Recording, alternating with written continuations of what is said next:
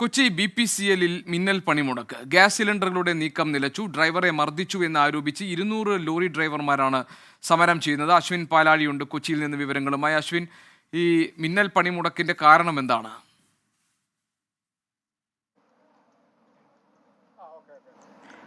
ഗോപികൃഷ്ണൻ, ഇന്നാണ് കൊടകരയിൽ വെച്ച് ഗ്യാസുമായി പോയ വാഹനം തടഞ്ഞു നിർത്തി ഇതിന്റെ ഡ്രൈവറായ ശ്രീകുമാർ എന്ന് പറയുന്ന ആളെ കൊടകരയിൽ വെച്ച് യൂണിയൻ തൊഴിലാളികൾ മർദ്ദിച്ചത് എന്നുള്ളതാണ് ആരോപണം. അതിന്റെ ഭാഗമായാണ് BPCL-ലെ ഡ്രൈവർമാർ 200ഓളം വരുന്ന ഡ്രൈവർമാർ ഒന്നടങ്കം മിന്നൽ പണിമുടക്ക് പ്രഖ്യാപിച്ചിരിക്കുന്നത്. ഇതിന്റെ ഭാഗമായി കേരളത്തിലെ 7 ജില്ലകളിലേക്കുള്ള സിലിണ്ടറുകളുടെ നീക്കമാണ് പൂർണ്ണമായും നിലച്ചിരിക്കുന്നത്. എന്തായാലും ഈ സമരത്തിൽ ഏർപ്പെട്ടിരിക്കുന്ന തൊഴിലാളികളൊപ്പം നമുക്കൊപ്പം ചേരുകയാണ്. ചേട്ടാ, ഏത് സാഹചര്യത്തിലാണ് ഇങ്ങനെ ഒരു മിന്നൽ പണിമുടക്കിലേക്ക് നീങ്ങിയത്? ഞങ്ങളൊരു പണിമുടക്ക് എന്നല്ല ഞങ്ങളുടെ ഉദ്ദേശിച്ചിരിക്കുന്നത്. ഞങ്ങളെ സംബന്ധിച്ച് ഞങ്ങളുടെ ഞങ്ങളുടെ കൂടെയുള്ള ഡ്രൈവർ ഇന്നലെ ലോഡുമായി കൊടകര ഒരു ഏജൻസിയിൽ പോയി ആ ഏജൻസിയിൽ വെച്ച് കൂലിയുമായി ബന്ധപ്പെട്ട് ചെറിയൊരു തർക്കം ഉണ്ടായത്. 10-20 രൂപയുടെ വ്യത്യാസം.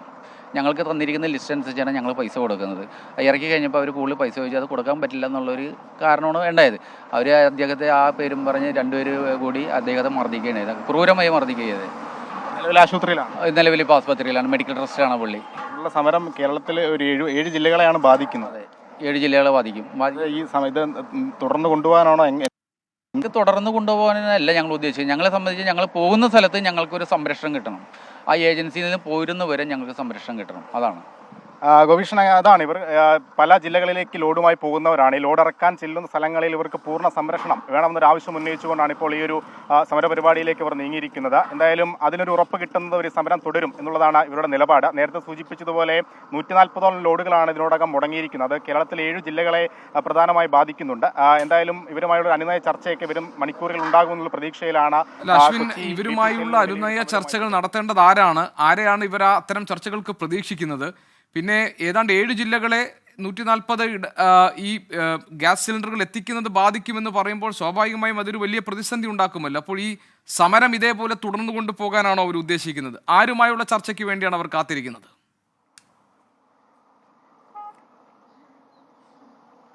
ഗോപീഷൻ, തീർച്ചയായും ഈ 7 ജില്ലകളിലേക്കുള്ള സിലിണ്ടർ നീക്കം നിലയ്ക്കുന്നു എന്ന് പറയുന്നത് കേരളത്തെ തന്നെ വലിയ തോതിൽ ബാധിക്കുന്ന ഒരു സമരം അല്ലെങ്കിൽ ഒരു സമരമുറയായി മാറുകയാണ്. നിങ്ങൾ ഈ അനുനയ ചർച്ച എന്നുള്ളതൊക്കെ പ്രതീക്ഷിക്കുന്നുണ്ട്?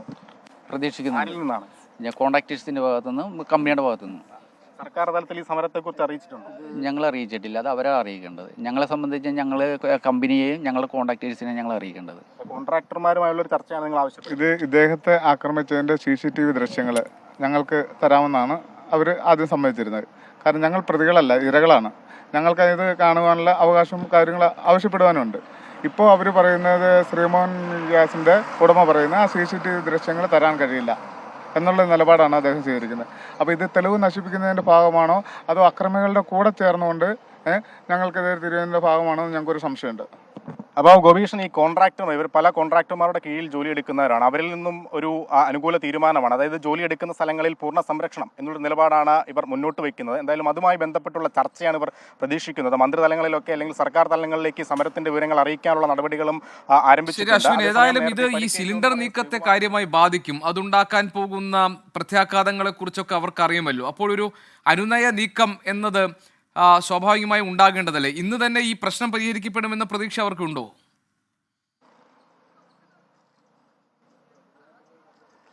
നിലവിൽ ഇപ്പോൾ നമ്മൾ ഇവരുമായിട്ട് സംസാരിച്ചു നോക്കുമ്പോൾ നിലവിൽ ഒരു പ്രശ്നപരിഹാരം അകലെയല്ല എന്നുള്ളൊരു പ്രതീക്ഷ ഇവർക്കുണ്ട്. ഈ പ്രാഥമികമായി ഈ കോൺട്രാക്ടർമാരുമായി നടത്തുന്ന ചർച്ച അത് ഇതുവരെ ചർച്ചയ്ക്ക് വിളിച്ചിട്ടില്ല എന്നുള്ളതാണ് ഏറ്റവും പ്രധാനപ്പെട്ട കാര്യം. അഥവാ ചർച്ചയ്ക്ക് വിളിച്ചാൽ തന്നെ അവർ തമ്മിൽ ഒരു അനുനയം ഉണ്ടായില്ല എങ്കിൽ അതിൽ സർക്കാർ ഇടപെടലൊക്കെ പെട്ടെന്ന് തന്നെ വേണ്ടി വരും. കാരണം ഈ 7 ജില്ലകളിലെ സിലിണ്ടർ നീക്കത്തെയൊക്കെ ബാധിക്കുമ്പോൾ നിലവിലത്തെ സാഹചര്യത്തിൽ അത് വലിയ പ്രതിസന്ധിയിലേക്ക് പോകും. നമുക്ക് ഇവിടെ കാണാം, ഒരുപാട് 170ഓളം വാഹനങ്ങളാണ് ഇത്തരത്തിൽ പൂർണ്ണമായും 170ഓളം വാഹനങ്ങൾ അവിടെ കടക്കുകയാണ്. 200ഓളം ഡ്രൈവർമാർ പണിമുടക്കിലേക്ക് കടന്നിരിക്കുന്നു. കൊച്ചി BPCL പ്ലാന്റിലാണ് മിന്നൽ പണിമുടക്ക് നടക്കുന്നത്. ഗ്യാസ് സിലിണ്ടറുകളുടെ നീക്കം പൂർണ്ണമായി നിലച്ചിരിക്കുന്നു. 7 ജില്ലകളെ ഇത് കാര്യമായി തന്നെ ബാധിക്കും.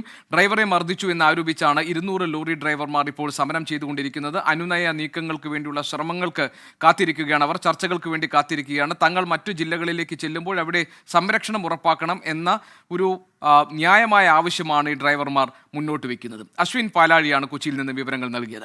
ലോകത്തെവിടെയായാലും ഏത് സമയത്തും 24 വാർത്തകളും ഓഗ്മെന്റഡ് റിയാലിറ്റി പാക്കേജുകളും എക്സ്പ്ലെയിനറുകളും വിശദമായി കാണാൻ ഞങ്ങളുടെ YouTube ചാനൽ നിങ്ങൾക്ക് സബ്സ്ക്രൈബ് ചെയ്യാം.